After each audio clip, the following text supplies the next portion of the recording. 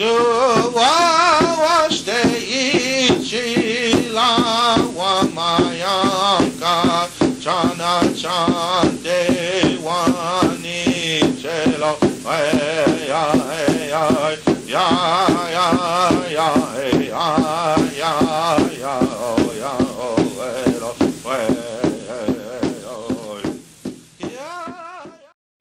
That is a time where true interchange activates. And there's a being called the Bodhisattva of great mystery who can appear like just like a real mysterious cloud, you know, kind of really dark.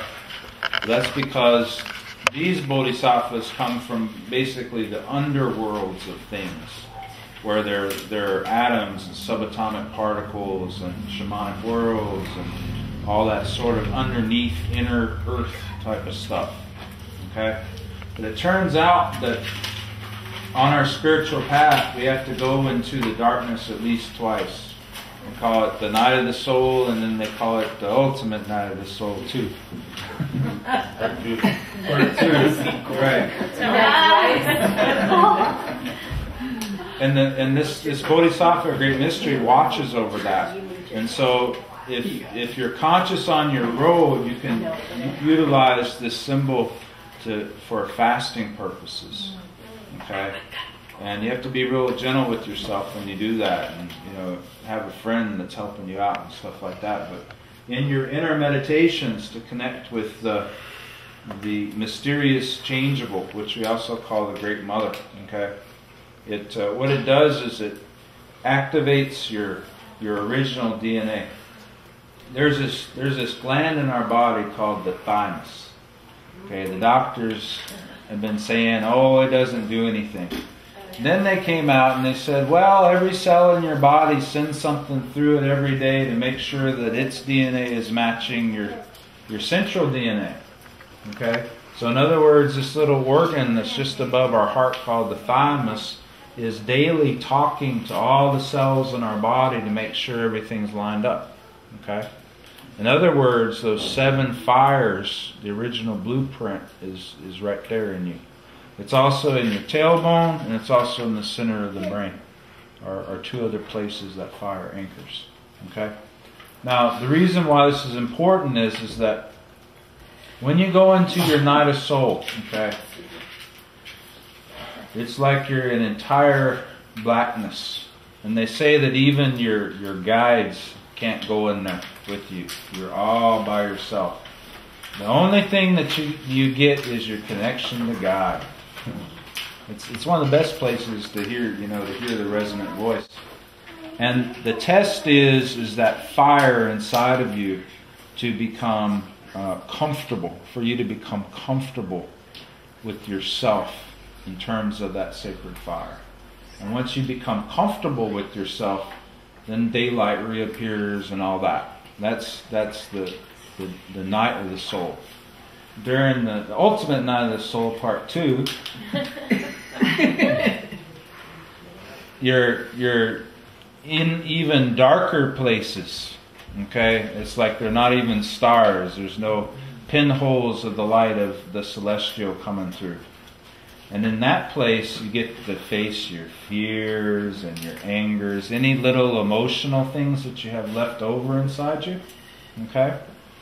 You also get to face relationship issues, that you might have.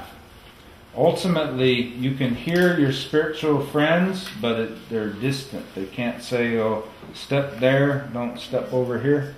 Because you're kind of on this road. If you ever seen one of those Aladdin lamp, Sinbad things, where you're on this road that's kind of up in the air and you don't want to step off too far. You might turn to stone, you might fall or something like that. Well, that's the road. It's the perilous moment. And the thing to remember is that no matter where in existence you are, always the love of the mother is there. And ultimately,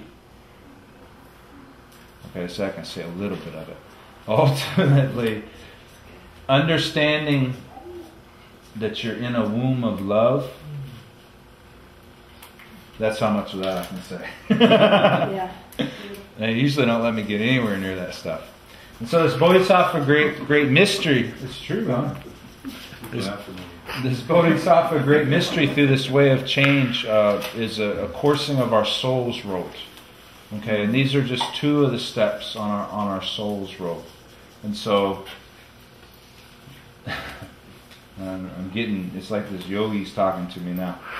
So like your daily practice, the daily practice, whatever your daily practice is, it has to do with food and meditation and the instilling of light.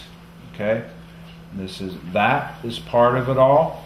Another part of it is devotion, because on the streams of devotion the great divine flows. Okay, and then the third part is service, and that has to do with hands in the earth and helping life. Okay, that among those three things make the road of the soul without rocks on it, and at least ones that might bust your car up, and no potholes, and no winds to blow you off. Okay, and so it makes it very easy. Ultimately, we go through the gates 2 by 2. In other words, and especially in the Bodhisattva way, it says when you're about to make a step in your spiritual evolution, you turn around and you just kind of assist somebody else in the step that you had just finished. Okay? And once you get them about halfway there, you let go of all of it, because you're not their master, you're not their judge, you're just the helper. And then you get to take your step.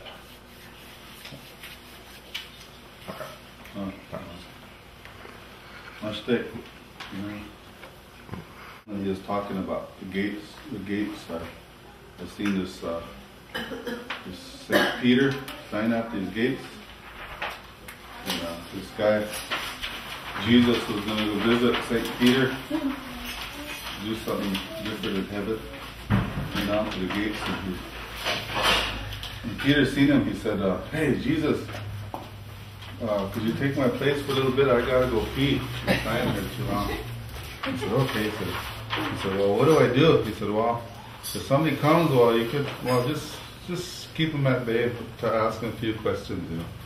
I said, okay. So he was standing there, and this guy come walking up. He was looking at him, so man, he was looking at him. He said, so, what did you do while you were back on that earth place? He said, I was a carpenter. And Jesus thought, hey, my dad was a carpenter. He said, so did you have any kids? And the guy said, yeah, I had one son. He said, hey, I was the only son. He said, Daddy! The guy said, Pinocchio!